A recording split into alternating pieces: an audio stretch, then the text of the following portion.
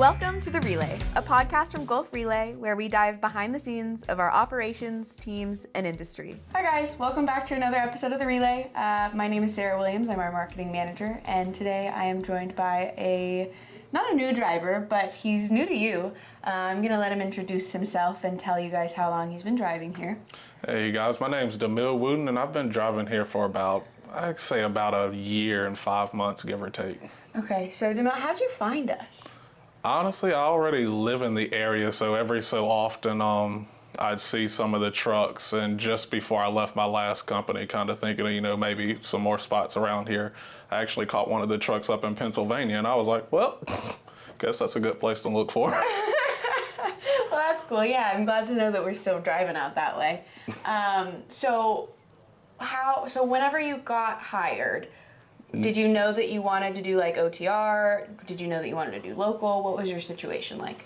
Oh, I was pretty much fine with anything. The OTR still fit me fine, especially since there were positions open for it, but local would have been fine as well. Okay. Yeah, we're always hiring for OTR drivers because we just can't seem to get enough. Because we've got, I think we brought on like 15 more trucks since the beginning of the year, so we've been trying to fill those. Mm-hmm. So if you could tell us, what is your dream truck? If you had to have your own rig, what would it look like? What would it be? For practicality's sake, since I'm a tall guy, it'd probably be a W900. Okay. But the flat top Peterbilts also look amazing. Okay. So I love it for looks, but I just feel like I'd just be in there hitting my head on the ceiling all the time. So you like Peterbilts. Mm-hmm. Have you been to the Peterbilt factory in Denton, Texas? I have not. Okay, there's the factory there, and it's huge, and I want to go and do a tour so badly, but I don't know how to set one up. So if I find out, I'll let you know. Okay, Gulf Relay special right there. Okay, so where's your favorite place to go? And I mean, do you have like regular routes where you get to see the same places over and over, or are you always changing? Yeah, my favorite route's still probably one that I used to run. I don't get to do it as much here, but just kind of running up I-81, there are a lot of spots there. One of the truck stops most notably up in Virginia, there's one on the 101 exit. Okay. It's pretty big and pretty spacious, and it usually does me pretty well, honestly. Okay, so that's your favorite truck stop. Mm-hmm. What about favorite places of just like in general to go when you're working out on the road?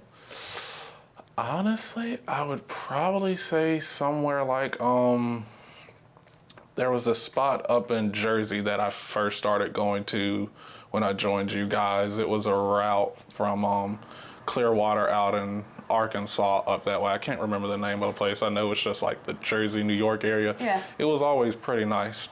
Traffic to get there could have been better, but the spot was still nice. So what made it nice? What did you like about it? Just parking. They were pretty cool and open about it. They weren't really too much of a hassle getting in and out, and then just there was like a big shopping district around there. Okay, cool.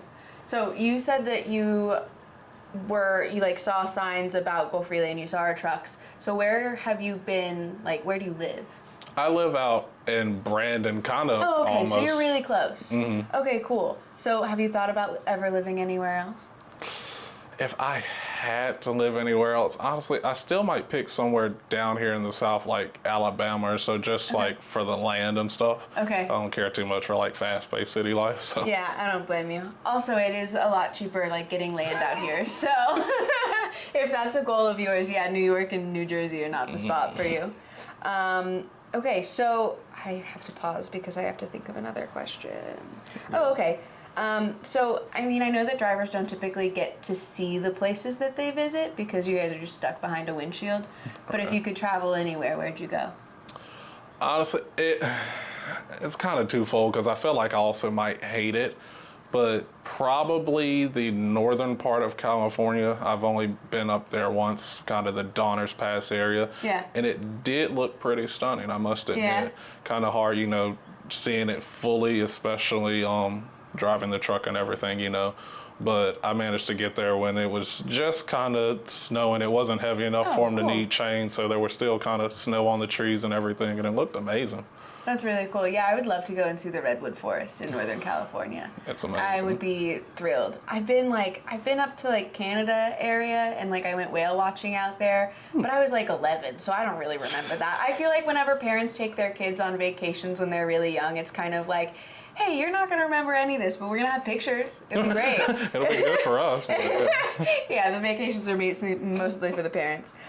So talk to me about what your family life is like. Are you like, do you have wife, kids? What's the situation? You just alone? Yeah, just pretty much me, myself.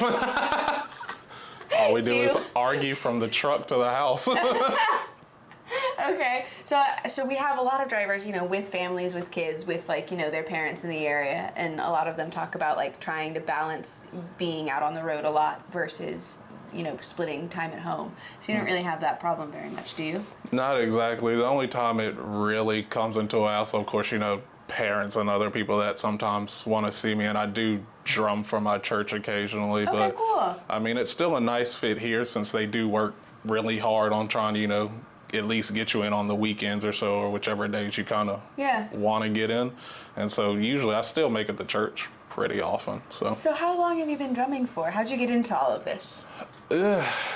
Probably since I was like 12 at least. I was always bothered. I've been in the same church that I was basically born in.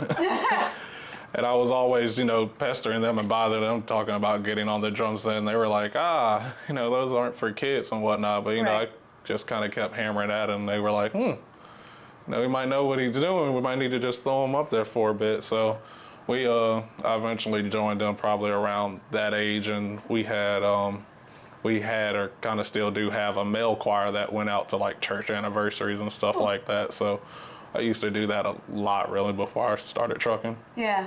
So whenever you were starting to learn how to drum, were you taking lessons or were you just like learning through practice? Yeah, learning through practice whenever I could sneak up there, really. Okay, so you had to use the church's drum kit? Mm-hmm. Okay, cool. And like they didn't care that you were going out there using it? Yeah, sometimes, like I say, it was kind of a fine mix between, he's fine up there, and sometimes like, hey, it's not a toy, don't. Yeah, don't break it, please. Churches don't have a ton of money to just keep spending on musical instruments. Yeah. I've been to a couple of churches. My friend used to work at a Nigerian church and he was playing guitar, and they had a really hard time keeping musicians coming through because they weren't paying musicians very much. They were like, you should be here because you want to be here. But I understand that not everyone can really like live that way. Yeah, and that is especially for a lot of churches. Some bounce between they for sure will throw just tons of money at the music industry, and then some are like that, just out of the goodness and kindness of your heart. Right, and I feel like it depends on like, are you a mega church or are you a family church kind of thing? Mm-hmm. Yeah. So what are your other passions? Because I didn't know that you were into drumming. I do. I say I do a lot of, but kind of car stuff here and there. That fits. I'm glad I didn't kind of pull up in front of the building. I guess the thing I'm kind of working on now, I have a older model Charger, about the first gen SRT8s and whatnot. Okay. So I'm kind of fiddling around with it while, still trying to be. So how'd you get into that?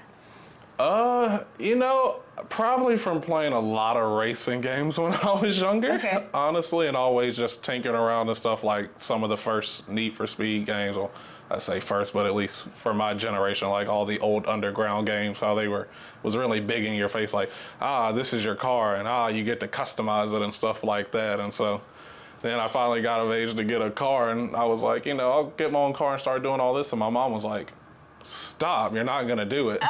Why didn't she want you to do it? Because, I guess for some people, that isn't just the vehicles just for point A to B. And then for other people like me, and others, it's more like an extension of yourself. So even though she said that, I was working at the time and they were letting me really manage my own money. So get a few duckies here, put it to the car here. I love that. Okay, so you're working on a Dodge, you said Charger or Challenger? Charger. Charger? Mm-hmm. See, I don't know the difference between cars. I'm in the wrong industry. It's fine.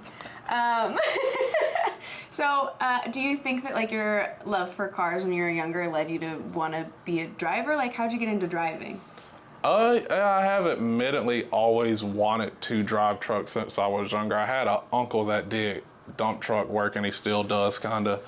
And so I was already kind of used to it. And I was like, it seems like a pretty nice field and whatnot. A little bit harder, still trying to get into the long hood truck, but Okay. anything's a work in progress. But ever since then, just kind of the feeling of being in a truck and just going from place to A to B, and then, getting even older and hearing people say, oh, work at your own pace, have your own office and stuff like that. I was like, seems like a pretty nice, easy life. So is that the goal, is to like have your own truck so you can do owner-operator stuff, or what?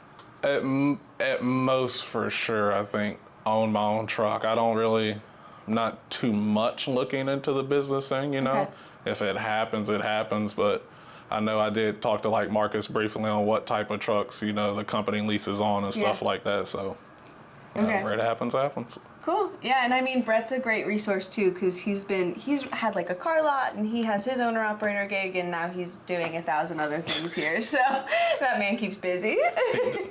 It's true. Well, best of luck on the Challenger and getting that to where you want it to be, and Thank you. Thanks for your time, and this is another episode of The Relay. Thank you. See you guys. Oh, before we go, what is something that you would say to like someone who's just getting started being a driver? What advice do you have for them? Honestly, know what you want. I think a lot, especially for the newer folks, they just kind of hear people talk in their head like, oh, money, money, money. But, a lot of the guys they're talking to are like owner-ops who had to work a few years, and, they're getting stuff like contracts, or they know people. So when they're making money, it's because they know like a deal or something like that. Then they get out here and they're like, oh, I'm going to immediately make it.